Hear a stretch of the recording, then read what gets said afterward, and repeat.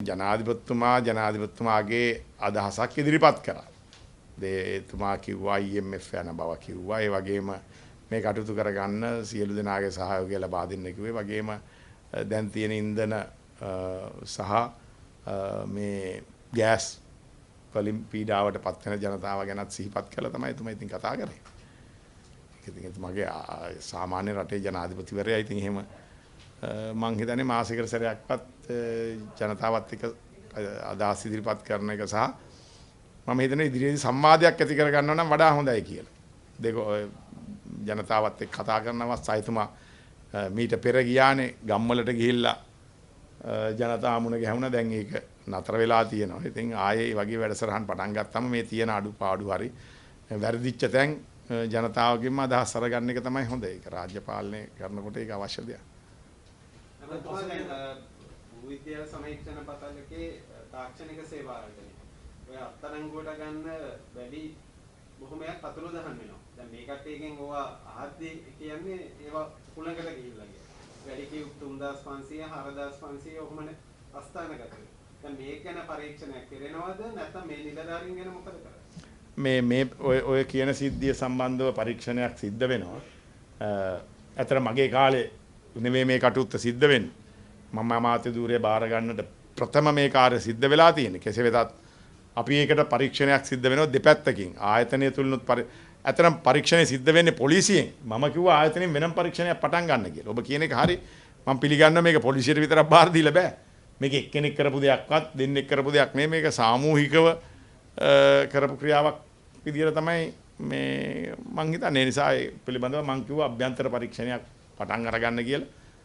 දැන් ඒ කටයුත්තත් සිද්ධ වෙනවා. දැන් ඒ කාර්යාංශයේ සභාපතිවරයාත්, ඒ කියන්නේ හිටපු සභාපතිවරයාත් අධ්‍යක්ෂක ජනරාල්වරයාත් දෙන්නම අයින් කරන්න මේ දෙන්න සුදුසු නැහැ කියලා විගණන වාර්තාවලින් පවා. මේ අමාත්‍යාංශයෙන් කරපු විගණන වාර්තාවලින් පවා අනාවරණය වුණා. හැබැයි ඒකෙන් අයින් කරේ සභාපතිවරයා විතරයි.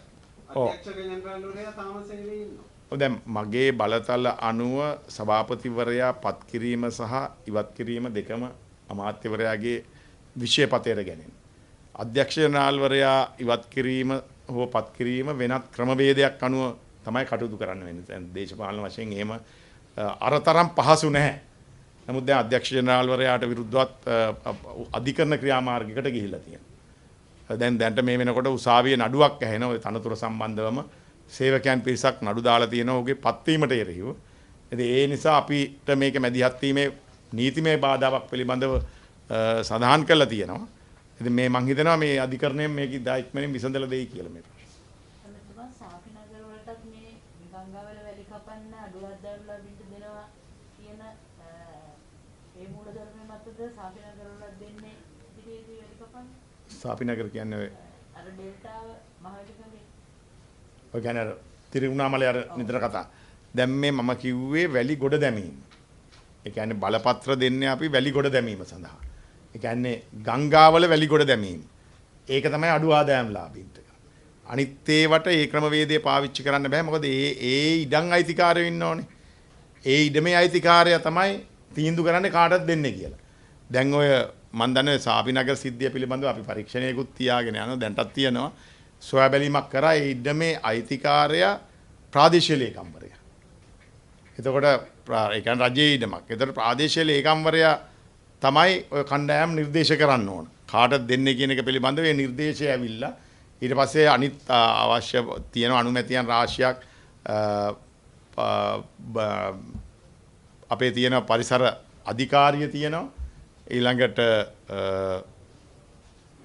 මේ මොකද්ද මේ නෑ ඒක පස්සේ එන්නේ. භූවිද්‍යාවකට ඉස්සෙල්ලා මේ නෑ ඉන්නකො මේ නෑ මේ පොළොවට තියෙන අයිතිය තියෙන්නේ මේ පන්සල් වල එහෙම අයිතිය තියෙන්නේ පුරාවිද්‍යාව. මම ආයෙ ඉඳලා උත්තරේ දෙන්නම් දැන් පැටලෙ. දැන් තමයි ආයතන ටිකේ නම් ඇහුවා මේක.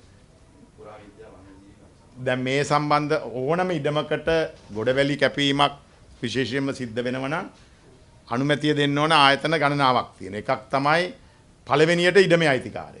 ඒක සමහරලාට මහවැලිය වෙන්න පුළුවන්, වනජීවී වෙන්න පුළුවන්. එහෙම නැත්නම් තවත් ආයතනයක වෙන්න පුළුවන්. එහෙම නැත්නම් පෞද්ගලික ඉඩමක. ඒ පෞද්ගලික ඉඩමේ දැන් බොහෝ ඇත්තටම වැලි කැපීම් සිද්ධ වෙන්නේ මේ වෙන විට පෞද්ගලික ඉඩම් වල. ඉතින් ඒතර පෞද්ගලික ඉඩම් වල පළවෙනිම ඒ අයිතිකාරයා මේ අවසරය දෙන්න ඕන. කාට හරි පුද්ගලයෙකුට විකුණනවා නම් හරි ඒක. ඒතකොට දැන් ඔය කියන සිද්ධියේ අපිට දැනට ලැබිච්ච තොරතුරු අනුව මේ ඉඩමේ අයිතිය තියෙන රජයේ සතුව. එතකොට ඒක ප්‍රාදේශීය ලේකම්වරයා සතුව තියෙන ඉඩමක්. ප්‍රාදේශීය ලේකම්වරයා තමයි ඒකට මූලික අනුමැතිය ලබා දීලා තියෙන්නේ. ඊට පස්සේ දිස්ත්‍රික් ලේකම්වරයාගේ අනුමැතිය සඳහා ලැබිලා තියෙනවා.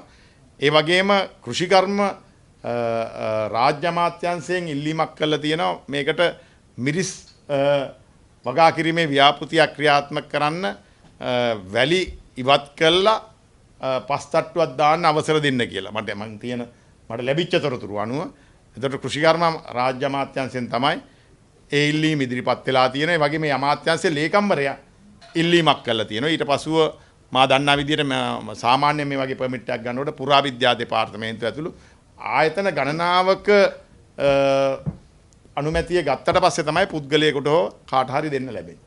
ඒකට අඩු ආදායම් ලාභියෙකුට ඒක ලැබෙනවා නම් හොඳයි. නමුත් එහෙම කෙනෙකුට ලැබෙන්නේ නැහැ. කෙසේ වෙතත් මේ සම්බන්ධව මේ මාධ්‍ය වලින් වාර්තා කරලා තියෙන නිසා අපි මේ පිළිබඳව පරීක්ෂණයකුත් දැන්ට කරගෙන යනවා. දැන් මේ පසුගියදා සමවිධාන බලවේගයේ දැවැන්ත රැලියක් තිබ්බද ආණ්ඩුව හෙල්ලිලාවක් පොඩ්ඩක් වගේ. ආණ්ඩුව හෙල්ලෙනවද නැද්ද කියන එක ඉතින් ආණ්ඩුවේ මේ මම නායකයෙක් නෙවෙයිනේ ලොකු මමත් අපිත් වෙනම පක්ෂයක් කටයුතු කරන්නේ. හැබැයි සමගි ජන බලවේගයේ කර ඒක ගැන අපිට ප්‍රශ්නයක් නෙවෙයි තියෙන්නේ. මම හිතන ආණ්ඩුවක් එහෙම කලබල වෙන්න ඕනත් නැහැ. අද කොච්චර විරෝධතා තියෙනවද? මම දැක්ක ජනතායක වෙනුණත් මේ දැන් 23 වෙනිදාද 22 වෙනිදාද ලොකු විරෝධතාවයක් කරනවා කියලා. ඒ වගේම පසුගිය දිනවලත් වුන් කරා අම්බලන්තොටදී විරෝධතාවය. ඒ වගේම අපි මේ වෙනකොට දිස්ත්‍රික් මට්ටමේ අපේ සාකච්ඡා මට්ටමට ගියව දැන් රැලි බවට පත් වෙලා තියෙනවා. විශාල සෙනගක් එනවා. ආණ්ඩුව පිළිබඳව යම් මිනිසුන්ට කලකිරීමක් තියෙන නිසා ආණ්ඩු විරෝධී කරන හැම තැනටම මිනිස්සු යනවා. ඒක අපිට හසක් නෙමෙයි බොරු කියන්න ඕනේ නෑනේ. මිනිස්සුන්ට ගෑස් ටිකක් ගන්න බැරි වෙනකොට, තෙල් ටිකක් ගන්න බැරි වෙනකොට කේන්තියෙන් ඕනම රැස්වීමකට යනවා ආණ්ඩුවට විරුද්ධව තියෙන. ඒ නිසා මේ ප්‍රශ්නේ විසඳනකම් මේ මිනිස්සුන්ට ඍජුව දැනෙන ප්‍රශ්න ටික විසඳනකම් ඔය ඕනම කරන විරෝධතාවයක් සාර්ථක වෙයි.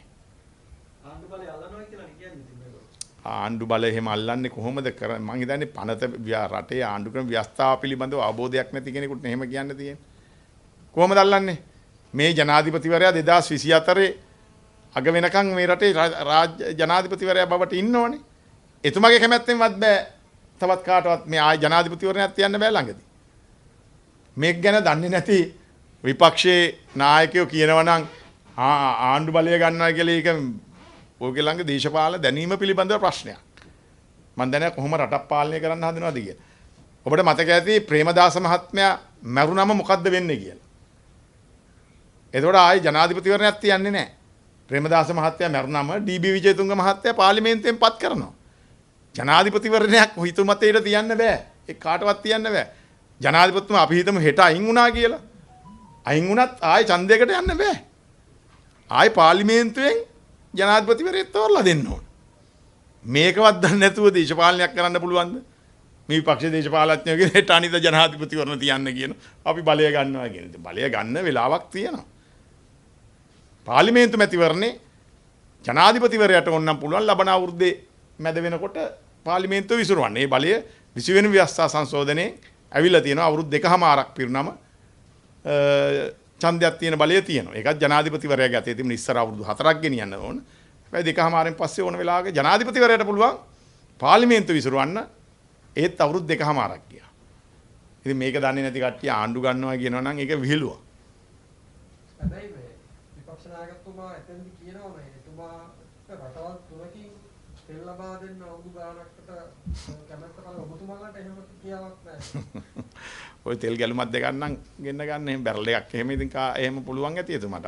එහෙම නැතුව නම් මම එතුමට තියා කාටවත් එහෙම දෙනවද? ඕම කියාගෙන ආපු ගොඩක් කට්ටිය මට පහුගිය කාලේ කිව්වා දැන් මම කියන්නේ මේ ආණ්ඩුව පත් වෙනකොට සමහර අය මට මතකයි කිව්වා චීනෙන් ඩොලර් බිලියන් 3ක් දෙනවා. එහෙම කිව්වා. දැන් ඒ වගේම දැන් විපක්ෂ නායකතුමාත් හරෙන් තෙල් දෙනවා මේ කියලා කියන ඔය කියන කවුරුවත් රටක් අපිට එහෙම නිකන් දෙන්නේ නැහැ. කවුද අපිට එහෙම මොන රටක් හරි නිකන් දෙනවද? එහෙම දෙන්නේ නැහැ. ඒගොල්ලෝ දෙයි දෙනවා නම් එක්ක තියෙන දෙයක් මෙහෙ ලියාගෙන දෙයි. එහෙම නැත්නම් මහා ණයකට දෙයි. කෝ කියන්න කියන කෝ දෙනවයි කියන රටවල් තුනවත් අඩු ගානේ. දැන් මටත් කියන්න පුළුවන් මේ මම ජනාධිපති වුණාම මේ ඔය තියෙන මුළු ඩොලර් ඔක්කොම මේ බිලියන් 18ක් 17ක් තියෙන එකට හරියන්නේ බිලියන 100ක් විතර හම්බ වෙනවයි කියලා කියන්න පුළුවන්. වැඩක් තියෙනවා. එහෙම මිනිස්සුන්ට ජනතාව ප්‍රතිචාර දක්වන්නේ. එහෙමනම් ඒ දෙනවල් රටවල් තුන කියන්න ඕන. ඒකට ඕගොල්ලන්ටත් මේ අහන්න පුළුවන් ඕන තැනකදී මේ ඇත්තද කතාව කියලා. එහෙම රාජ්‍ය නායක සමාජලට ඉන්නවනම් කියයි. ඔව් අපි මේ රටට දෙන දැන් රෂියන් එක්කෙනා කියන්නේ. එයා කියනවා එයාට විරුද්ධව ඉන්න කට්ටියට ගහනවා. එයාට උදව්වට ඉන්න කට්ටියට උදව් කරනවා. දැන් ඇමරිකාව කියන්නේ ඇමරිකාව යුක්‍රේනයට දෙනෝනේ බිලියන් ගණන් වලින්. ඒවා එලිපිට කියලානේ දෙන්නේ. ආයුධත් දෙනවා සල්ලිත් දෙනවා. ඒ වගේ මෙහාටත් දැන් අපිත් එක තරහ රටක් ඉන්නවනම් අපි ගම අපේ ආණ්ඩුවත් එක්ක. ඉතින් එහෙමනම් ඒ රට ගියායි නෑ මෙයා මේ පාලනය අයින් කරලා හවලා එනවනම් අපි දෙන්නම් තෙල් නිකන් අවුරුදු 3ක්. අන්න කියනවනම් අපි පිළිගන්නවා. ඔය පට්ටපල් බොරු කියන්නේ. ඔය පිළි ඔය හම්බෙන්නේ එහෙම. ඒ වුණාට මේ මිනිස්සු එනවනේ දැන් මොනවා කිව්වද දැන් මිනිස්සු ඇවිල්ලා නේ. මිනිස්සු එනවා මං කිව්වේ ඒකනේ එයා විපක්ෂ නායකතුමා එන්න කිව්වත් එනවා. ජනතා ශක්ති පෙරමුණ එන්න කිව්වත් එනවා. හෙට අනිද්දා විමල්ලා ගම්මන්පිල්ල කැඳෙව්වත් ඒත් එනවා. ආණ්ඩුවට විරුද්ධව තියෙන ඕනම තැනකට මිනිස්සු යනවා. ඒක අපි පිළිගන්න වෙනවා මේ ආණ්ඩුවේ හිටියත්. ඒ කියන්නේ ආණ්ඩුව පිළිබඳව කලකිරීමක් තියෙනවා. ඒ කියන්නේ ප්‍රධාන වශයෙන් මේ හෙට හිතන්න ගෑස් පෝලිමේ එන මිනිහට ගියා මිනිස්සයාට ඕකේ නෙමෙයි ඕන LTT එක දිව්වත් ඇවිල්ලා ආණ්ඩුවට විරුද්ධ නම් ඒත් ඒ. ඒ තරම් කේන්තියකින් ඉන්නේ අපි බොරු කියන්න ඕනේ නෑනේ මේක අපි මේ මහ පොළොවේ ඉන්න කට්ටියනේ. අපි මිනිස්සු මුණ ගැහෙන කට්ටියනේ. මේකෙන් පීඩාවටපත් වෙන කට්ටියනේ. මටත් ওই ප්‍රශ්නේ තියෙනවා. අද නම් ලයිට් තිබුණා ගෙදර දැන් ඊයේ මට මේ නාගන්න බෑ අපේ ගෙවල් හදලා තියෙන විදිහට මේ ආණ්ඩුවේ ගෙවල් පරණ ගෙවල්. ඉතින් ඒවා ප්‍රෙෂර් පම්ප් වැඩ කරන්නේ නැත්තම් නාගන්න බෑ. ඉතින් එහෙම ප්‍රශ්න තියෙනවා වතුර එන්නේ නැහැ. ලයිට් නැහැ. අපිටත් රෙදි මැද ගන්න බෑ. ඊයේ දවසේ මේ ඉතින් මේ අද විතරක් ඔන්න පොයේ දවසට ලයිට් තියෙන අපේ ගෙවල් වලටත් ලයිට් කපන මේ කොළඹ. අපේ ගම්වල ගෙවල් වලටත් කපන ඒවා අධිආරක්ෂක නෙමෙයි අපි ඉන්නේ ඒවා. මට පේනවා හැබැයි ඊට එහා පැත්තේ ඉඳලා නම් දිගටම ලයිට් දාගෙනත් ඉන්නවා. මම හිතන්නේ හමුදා කට්ටියේම ආරක්ෂක අංශනේ ඒ නිසා වෙන්නේ නැති. මම ඉතින් එක වැටෙන් මෙහා පැත්ත. කමක් නැහැ ඉතින්. ඇයට දී මේක ඔයාගෙනිල් නිවාසයමනේ. ඒ වගේම ඔබතුමාලා දැන් පක්ෂ 11ක එකතු වෙලා අර අදතුරු දෙන්නේ දැන් ගෙදර ගිහිල්ලා ඉන්නේ. දැන් ඊයේ මාධ්‍යමුවක් තියෙනවා පක්ෂ 11 කට්ටිය ඔබතුමාලා ඇයි මගහරින්නේ දැන්? නෑ අපි එහෙම මගහැරීමක් නෑ. ශ්‍රී ලංකා නිදහස් පක්ෂය කියන්නේ වෙනම පක්ෂයක්නේ. ඒ පක්ෂය තීන්දුව ගන්නේ වෙනම ක්‍රමවේදයකට. අනිත් පක්ෂ වගේ නෙමෙයිනේ. ඒ පක්ෂවල බොහොම දෙතුන් දෙනෙක් නැත්නම් හතර දෙනෙක් එක්කනේ ශ්‍රී ලංකා නිදහස් පක්ෂය කියන්නේ රට පුරා විහිදිච්ච පක්ෂයක්. මේකට තියෙනවා විදේශපාලන මණ්ඩලයක්. මේකට තියෙනවා මධ්‍යම කාරක සභාවක්. විධායක සභාවක්. සමස්ත ලංකා කාරක සභාවක්. මේව රැස් වෙනවා. ඒ වයිදී තමයි ගන්න තීන්දුව ගන්න. අපි එකක්වත් මටවත් ඒක නැත්තම් තනිකර මෛත්‍රීපාල සිරිසේන ජනාධිපතිතුමාටත් එහෙම තීන්දුව ගන්න පුළුවන් පක්ෂයක් නෙමෙයි ශ්‍රී ලංකා නිදහස් පක්ෂය. නිසා ශ්‍රී ලංකා නිදහස් පක්ෂයේ ඉවත් වෙච්ච දෙන්න මේ අපි ඒගොල්ල තනි කරලා පැත්තකට දාලා නැහැ. ඒගොල්ලත් එක්ක කටයුතු කිරීම අපි පක්ෂ එකතුව කටයුතු කිරීමේ අවශ්‍යතාවයක් තිබෙනවා. ඒගොල්ලත් එක්ක අපි සහයෝගයෙන් කටයුතු කරනවා.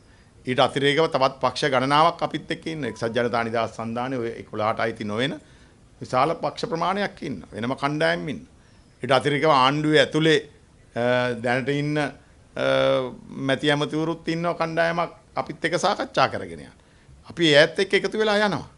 ඉතින් එහෙම මේ කවුරුවත් ඒගොල්ලෝ පැත්තකට දාලවත් ඒ සාකච්ඡා තෑරලවත් එහෙම නැහැ. නමුත් ඔය මේ වැඩසටහන් වලදී යන්නේ අපි පක්ෂයේ විදියට ගන්න තීන්දුව අනුව තමයි සම්බන්ධ වෙනවද නැද්ද කියන්නේ. ඒ කියන්නේ ඔබතුමා කියන්නේ දැන් එතන සටන් පාඩේ තියෙන බැසින් මහත්තයාව රටින් එලවන්න ඕනේ කියන එක. අමතිකම එලවන්න ඕනේ කියන එක. ඔබතුමාලා එතන ඉන්නවා ඒක. නෑ අපි එහෙම එක පුද්ගලයෙක් ඉලක්ක කරලා නැහැ. අපිට මේ සමස්ත ක්‍රියාවලියේ පිරිහීම තියෙන එක පුද්ගලයෙක් නෙමෙයි ආණ්ඩුවටම මිනිස්සු දොස් කියන්නේ. දැන් මිනිස්සු දොස් කියන්නේ බලන්න එක්කෙනෙකුටද කියලා. අපිත් එක්කම ආණ්ඩුවටම දොස් කියන්නේ. ආණ්ඩුවේ අපේ ඒ සියලු කලමනාකාරීත්වයේ වෙනසක් වෙන්න ඕන කියන එකනේ මිනිස්සු කියන්නේ. නැතු මේ කවුරුවත් එක පුද්ගලයෙක් ගැන කියන්නේ නැහැ. අපිට එහෙම මේ එක පුද්ගලයෙක් අරයා හොඳයි මෙයා නරකයි එහෙම කියලා එකක් නැහැ. අපිටත් තියෙන ප්‍රශ්න තියෙනවා. ශ්‍රී ලංකා නිදහස් පක්ෂයටත් ප්‍රශ්න තියෙනවා. ඒක එක පුද්ගලයෙක්ගෙන් තියෙන ප්‍රශ්නයක් විතරක් නෙමෙයි. ඒ ඊදිනේදී පක්ෂ නායක රැස්වීම තිබ්බා. මොනවද ඔබතුමාලා ගත්ත තීරණ? ඊයේ මොන පක්ෂ නායක රැස්වීම? ඊයේ ඔබතුමාලා වෙනම රැස්වීමක් තිබ්බේ නැද්ද? නෑ අයියා අපි තිබුණේ නෑ. දැන් ඔබතුමාලා පසුගිය කාලේ හරිමඟ කියලා වැඩපිළිවෙලක් හැදුවානේ. නෑ අපි හැදුවේ නෑ. ඒකේ ඔබතුමාලා නැද්ද? ඒ කියන්නේ හරිමඟ කියන ඒ වැඩපිළිවෙලක් නෑ නෑ ඔය කියන්නේ අර දෙවනිදා තිබුණු රැස්වීමනේ. ඔව්. ඒ රැස්වීමට කණ්ඩායම් ගිහිල්ලා වැඩපිළිවෙලක් හදලා තිබුණා. ඒ වැඩපිළිවෙලේදී අපිටත් ආරාධනය තිබුණා ශ්‍රී ලංකා නිදහස් පක්ෂයට. ඒකත් දීර්ඝ වශයෙන් අපේ පාර්ලිමේන්තු කණ්ඩායමේ සාකච්ඡා කළා. කැඳවලා මධ්‍යම කාර්ය සභාවත් මේ පිළිබඳව සාකච්ඡා කළා. ඒකට යන්න තීන්දුව කරා. අපි අය ගිහිල්ලා ඒකට සම්බන්ධ වුණා. නැත්නම් අපි මේ වගේ එක එක අවස්ථාවල එක එක විදියට. නැත්නම් අපිට කියන්න බෑ මේ එක හේතුවක් අපිට මේ පක්ෂයක් නෙමේක. මේක රටපරා විහිදිච්ච පක්ෂයක්. ඉතින් අපි තීන්දුව ගන්න එක අපි ඒකනේ කියන්නේ අපි ආණ්ඩුවෙන් එළියට යනවා නම් ඒකත් අපි පක්ෂය තීන්දුව කරන මොහොතේ ඕනම වෙලාවක අපි එළියට යන්න සූදානම්ින් ඉන්නවා. දැන් මෙච්චර කාලයක් ඔබතුමාලා විමල් වීරවංශ මැතිතුමා සහ උදේගම්මපිල මැතිතුමාලාත් එක්ක සහ ওই පක්ෂ 11ත් එක්ක ඔබතුමාලා හිටියා. ඊට පස්සේ දැන් එතුමාලා දෙන්න විමල් වීරවංශ සහ ගම්මපිල මැතිතුමාලා ඉවත් කරවන් පස්සේ ඇයි ඔබතුමාලා ඔවුන් එක්ක නැත්තේ? නේ අපි ඔවුන් එක්ක ඉන්නවා. ඔවුන් එක්ක ඒ සාකච්ඡාවලට මම දන්නේ නැහැ ඊයේ පෙරේද සාකච්ඡාවලට මේ අපේ පක්ෂ ලේකම්වරයා මේ අපේ පක්ෂ සභාපතිතුමායිම සම්බන්ධ වුණා. ඊට පස්සෙත් අවස්ථා ගන්නවකදී. එහෙම අතෑරලා නැහැ. අපිට නම් පේන්නේ දැන් ඔබතුමාලා දැන් මේ ඔවුන් වෙනම දාලා ඔබතුමාලා වෙනම ගමනක් යනවායි කියලා තේරෙන්නේ මේ නෑ අපි මෙහෙමයි දැන් කවුරුවත් යන ගමනක පස්සෙන් අපි යනව නෙමෙයි. අපේ ගමනක් තියෙනවා. මේක ශ්‍රී ලංකා නිදහස් පක්ෂයනේ. මේ ආණ්ඩුවේ ඉන්න ප්‍රධාන පක්ෂේ മന്ത്രിවරු 14ක් ඉන්න. ප්‍රාදේශ සභා മന്ത്രിවරු 1000 ගණනක් ඉන්න. ආසන සංවිධායකවරු සෑම ආසනයකටම ඉන්න. ලංකාවේ හැම දිස්ත්‍රික්කයකම අපේ සමාජිකත්වයේ තියෙන. මං හිතන්නේ ලංකාවේ කිසිම පක්ෂයක් තියනවාද කියලා අපිට තරම් විහිදිච්ච. සමහර පක්ෂ දකුණේ ශක්තිමත්. සමහර පක්ෂ උතුරේ ශක්තිමත්. දැන් උතුරේ ගත්තොත් മന്ത്രിවරු කාගේ ළඟද ඉන්නේ? අංගජන් දිනන්නේ අත ලකුණේ ශ්‍රී ලංකා නිදහස් පක්ෂේ. වෙන සිංහල පක්ෂයක ඉන්නවද മന്ത്രിවරේ? මට කියන්න පොහොට්ටු ඉන්නවද? මේ එහෙම දිනපු മന്ത്രിවරේ? එහෙම മന്ത്രിවරයෙක් ඉන්නවද? සමගි ජන බලවේගී UNP ගේ නෑනේ. අපිට ශ්‍රී ලංකා නිදහස් පක්ෂයේ ඉන්න. අපිට ප්‍රාදේශ සභා බලය තියෙන තැන තියෙනවා. අපිට ඒක තමයි ශ්‍රී ලංකා නිදහස් පක්ෂය කියන්නේ. ශ්‍රී ලංකා නිදහස් පක්ෂයේ වැඩපිළිවෙල ඔස්සේ යනවා. ඒකෙදි අපි විමල් වීරවංශද, ගම්මන්පිලද, වාසුද අපි ඒක ඇතුළේ ඉන්න අපේ සන්දානය ඇතුළේ ඉන්න දිනේෂ් ගුණවර්ධන පවා ඉන්නවා. ඒ ඔක්කොම එකතු කර ගැනීම තමයි අපේ ඉලක්කය. පොඩි වෙනම ගමනක් යනවා. ඒ කියන්නේ ශ්‍රී ලංකා නිදහස් පක්ෂයේ මෙතන අපිට තමයි බලය තියෙන්නේ මේක. අපිට ඒගොල්ලෝ අවශ්‍ය නැහැ. නෑ අපිට ඒගොල්ලෝ අවශ්‍ය නැහැ කියලා කියන්නේ නැහැ. අපි එහෙමනම් ඒගොල්ලත් එක්ක කතා කරන්නේවත් නැහැනේ. අපි ඒගොල්ලත් එක්ක සාකච්ඡාවලට යන්නෙත් නැහැනේ අවශ්‍ය නැත්තම්. අපිට ඒගොල්ලෝ අවශ්‍යයි. අපිට අනිවාර්යෙන් අපේ සන්දානෙට විමල් ගම්මන්පිල වාසු අසංකල ඒ ඉන්න සියලු දෙනා. ඒ පක්ෂ 11ම ඉතාමත් වැදගත්. ඒ වගේම අනිත් කට්ටියත් අපිට වැදගත්. දැන් ඒක ඉන්න ඒක ඉන්න ඩියුල ඉන්නවා. ඒ තිස්ස විතාල ඒ කට්ටිය වගේම පරිබාහිරව ඉන්නවා අපේ සන්දානය ඇතුලේ වෙනම දිනේෂ් ගුණවර්ධන තොණ්ඩමන්ලා අතාවුල්ලලා ඩග්ලස් දේවානන්දලා ඒ ඔක්කොමත් අපිට වැදගත්. ඒගොල්ලෝ සන්දානේ අපි දැන් මේකල්ලා එක්ක ගිහිල්ලා ඒගොල්ලත් ආරින්න එහෙම බෑ. මේ ඔක්කොම එකතු කර ගැනීම තමයි අවශ්‍යතාවය. ඒ වෙනුවෙන් තමයි අපි කටයුතු කරන්නේ. අපි ළඟදී එක්සත් ජනතා නිදහස් සන්දානේ හමුවක් තියෙනවා.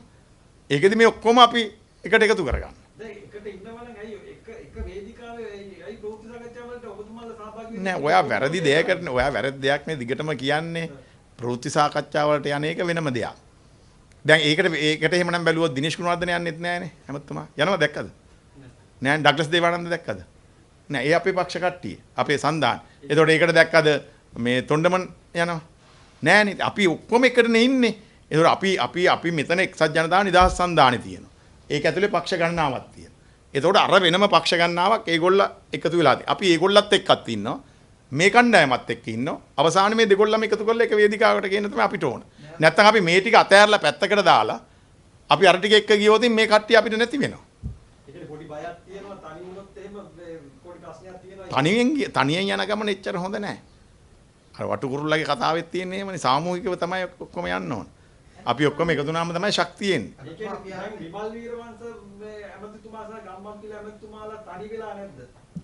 නෑ තනි වෙලා කියන්නේ ඔයා කියන දේ මන් දන්නේ නැහැ. ඒක ඉතින් මම ඒකෙත් මල්ලගෙන් ඔබතුමාලා මුලින්ම දැන් මෙච්චර කාලයක් යෝජනා කරපු සර්වපාර්ශ්වික සමුළුව ජනාධිපතිතුමා ඔබතුමාලට ලබා දෙනවා සාකච්ඡා කරන්න එන්න කියලා.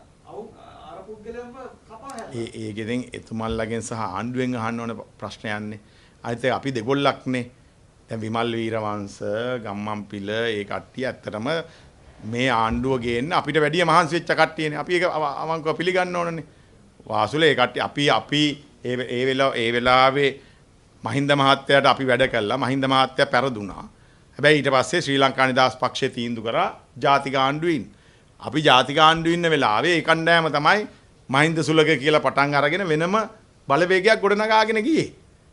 ඔය ඉන්න කණ්ඩායම දීර්ඝ කාලීනව ඒ විරුද්ධ පක්ෂ. අපි ශ්‍රී ලංකා නිදහස් පක්ෂයේ වෙනත් විදියකට හිටියේ. අපි ඒ කණ්ඩායමත් එක්ක හිටියේ නැහැ. ඒතකොට අපේ එකතු වීමක් තියෙන්නේ මේ විදියට තමයි. මේ ආණ්ඩුවට සහයෝගය දෙන්නත් අපි ඒගොල්ලත් එක්ක නෙමෙයිනේ. හොඳම දේ ඒකනේ. දැන් මේ ජනාධිපතිවරණේ ගෝඨාභය රාජපක්ෂ ජනාධිපතිතුමාට අපි සහයෝගය ලබා දෙන්නේ ශ්‍රී ලංකා නිදහස් පක්ෂය ගත්ත තීන්දුවක් නිසා. ඒකෙදි මේ ඔය අනිත් කියන පක්ෂත් එක්ක එකතු වෙලා නෙමෙයි කටයුත්තට අපි සම්බන්ධ වුනේ. ශ්‍රී ලංකා නිදහස් පක්ෂයෙන් අපි සම්බන්ධ වුණා. එක්සත් ජනතා නිදහස් සන්ධානයෙන් අපි සම්බන්ධ වුණා. අපේ පක්ෂය එක්තැනට එකතු කරා. අපි එක්ක එහෙම දිග ගමනක් ඒගොල්ලෝ ආපු කට්ටියක් නෙමෙයි. හැබැයි මෑත කාලෙදී අපිත් එක්ක යම් සහයෝගීතාවයකින් වැඩ කරා. අපි දිගට මේ අය වෙනුවෙන් පෙනී හිටින. ඒ වගේම තමයි ඒ අයගේ ප්‍රශ්නේ අපි ජනාධිපතිතුමත් එක්ක කතා කරා.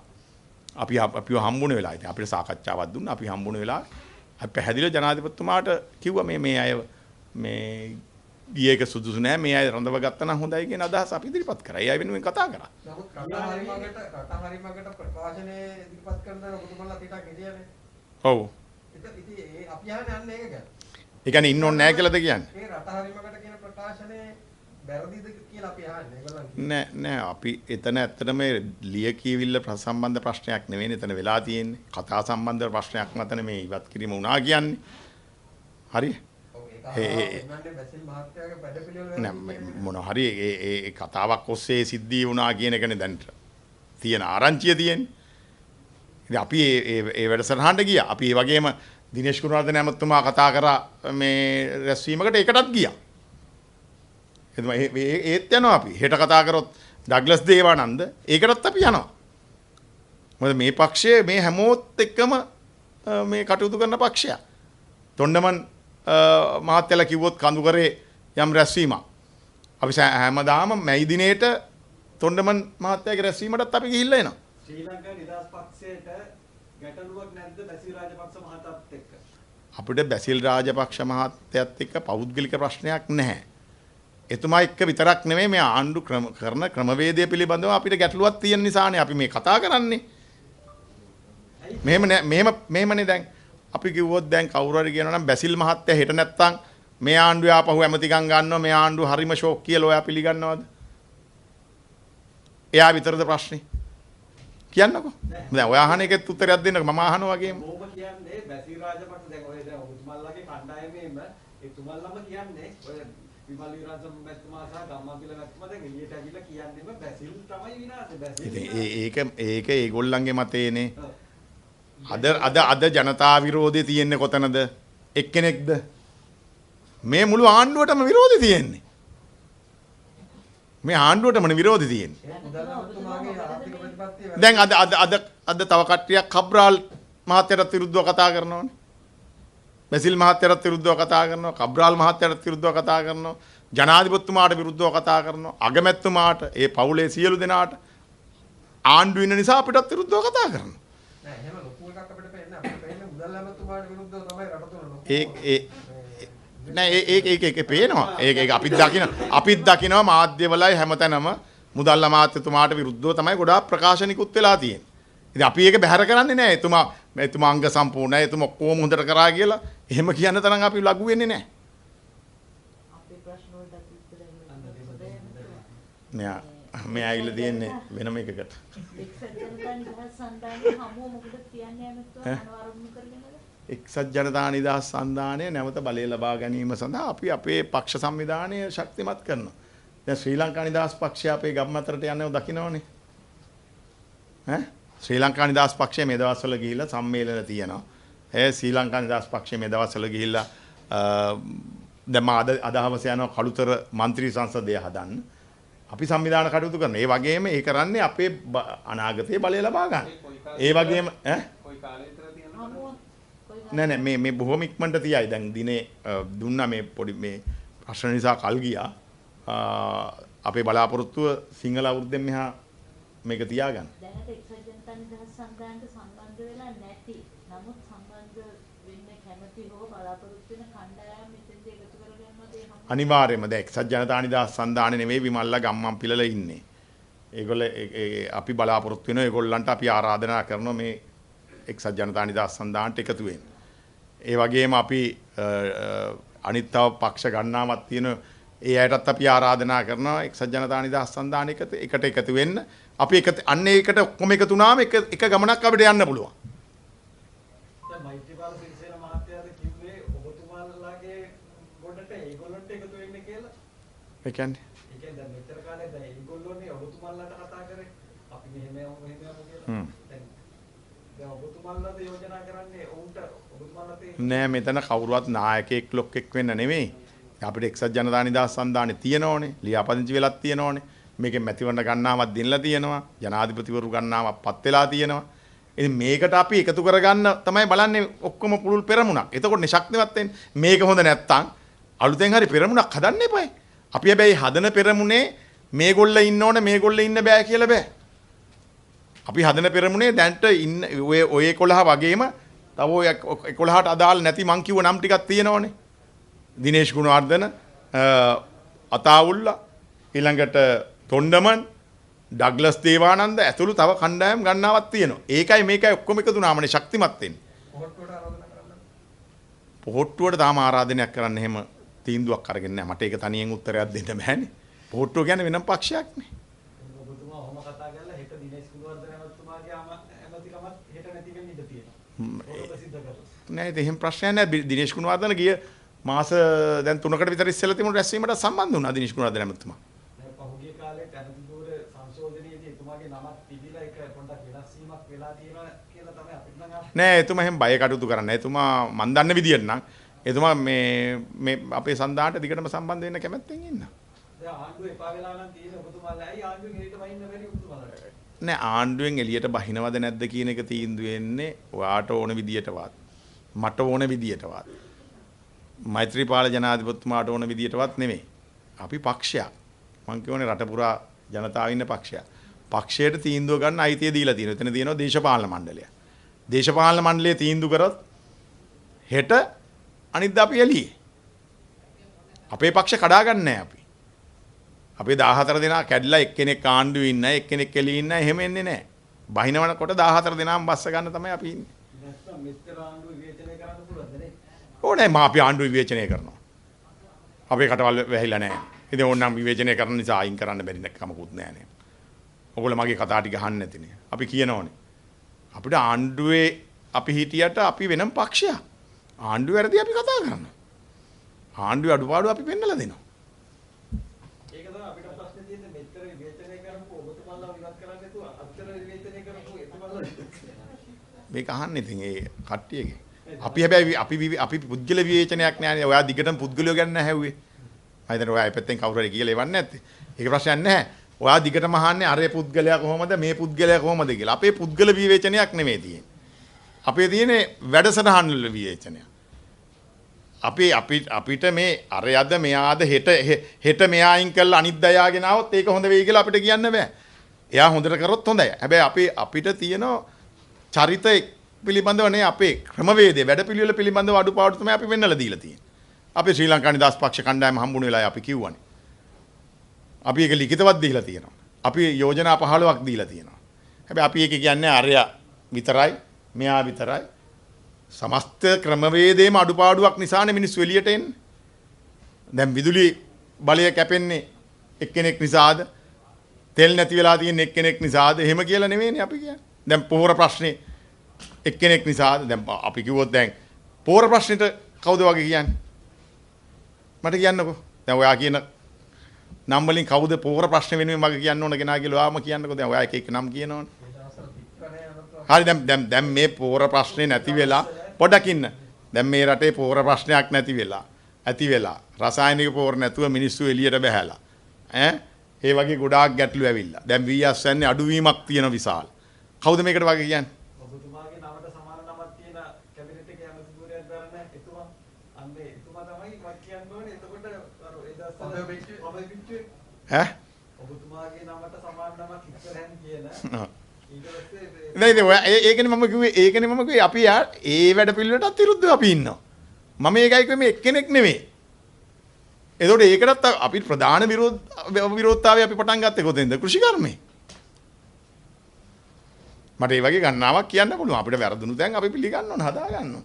එක පුද්ගලයෙක් නෙමෙයි, පුද්ගලයෝ සාමූහිකව මේ අංශවලට වගේ කියන්න ඕන ගොඩක් කට්ටිය ඉන්නවා. නිලධාරීත් තුඟක් ඉන්නවා. ඇමතුමා නැවත පරිසර ප්‍රශ්නයක්.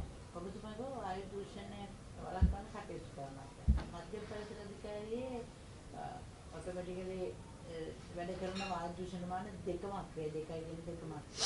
ඒක ඇමතුමා හොයලා බලනවා. මම අද ඕගොල්ලන්ගේ ප්‍රවෘත්තියක් දැක්ක මම ඒක පිළිබඳව ස්තුතිවන්ත වෙනවා. ඇත්තටම මේ මම කනගාටු වෙනවා මටත් මේක ඕගොල්ලන්ට කලින් දැනගන්න නොලැබීම සම්බන්ධව. මම දැන් මේ ඒගොල්ලන්ගෙන්ම වාර්තාවක් ඇඳවන්න හදන්නේ ඇයි මේක මටවත් නොකිව්වේ කියලා. මට කිව්වේ නැහැ. අනිත් එක දැන් අර පිටකොටුවේ දුම්බේ ස්ථානයේ ළඟ එකක් තියෙනවා. ඒක දැන් අවුරුදු ගාණක් තිස්සේ හයි කරපු දවසේ නම් ඒකේ සීමිත අර දූවිලි අංශු විතරයි ගන්න තොරතුරු. හරියට ඒක ක්‍රියාත්මක නැහැ. ඒකට සල්ෆර් ඩයොක්සයිඩ් නැහැ. ඒක දැන් මම කිව්වේ මම මේ නිලධාරීන් අනිත් එක මධ්‍ය මම මේ ලබන සතියේ පරිසරාධිකාරියේ සභාපතිවරයාවත් අධ්‍යක්ෂක ජනරාල්වරයාවත් මේ මාධ්‍ය වලට තොරතුරු දෙන්නේ නැහැ කිසිම දෙයක්. ටිකටම කරන්නේ ෆෝන් කට් කරන එක. ඉතින් එහෙම තොරතුරු ගන්න ක්‍රමයේදීකුත් එහෙම වැරදි ඒක මම තියෙන අර ඒක කියන්නේ. නෑ මම ඒගොල්ල ගෙන්නලා ලබන සතියේම මේ කරුණු පිළිබඳව විමසනවා. මොකද ඇයි මේවට ක්‍රියාත්මක වුණේ නැත්තේ අඩු ගානේ අපවත් දැනුවත් කරේවත් නැත්තේ ඇයි කියලා. මම මාත්‍යවරයා විදියට මම මේගොල්ල මුණ ගැහෙනවා. දැන් මටවත් කිව්වේ නෑ. දැන් මට ඕගොල්ලන්ට මම ස්තුතිවන්ත වෙනවා මේ කරුණු හෙළිදරව් කිරීම පිළිබඳව මාධ්‍යයට. ඇත්තට මාධ්‍ය හොයාගෙන යනකම් මේගොල්ලන්ට යුතුයකමක් තිබුණා. එහෙම සිද්ධියක් තියෙනවා. මම දන්නේ නැහැ තාම හරියට ඕගොල්ලන්ගේ වාර්තාව නිවැරදි නම්. ඇමතුමා ඕගොල්ලන්ගේ වාර්තාව නිවැරදි නම් ඊට කලින් මාව දැනුවත් කරන්න තිබුණා. ඒක RTI එකක් ඇමතුමා. මම RTI එකක් දාලා ගත්ත තොරතුරක්. එහෙම නේ ඒකනේ. ඉතින් ඒක තමයි ඒක ලොකු බරපතල වැරද්දක් කියලා මම දකිනවා. මොකද හරනම් මේ පිළිබඳව අමාත්‍යාංශය දැනුවත් කළ යුතුව තිබුණා. මේවා විසඳන්න ඕන කාරණා. මම ඒක පිළිබඳව මේක වාර්තා කරාට ඕගොල්ලන්ට ස්තුතිවන්ත වෙනවා. මටත් කියන්න වෙලා තියෙන්නේ බොහෝ මේවා දකින්නේ පත්තරෙන් කියලා කියන මට්ටමට. ඒක මම පත් වෙන්නේ ඒක හරි කනගාටුනේ. එහෙම වෙන්න බෑ.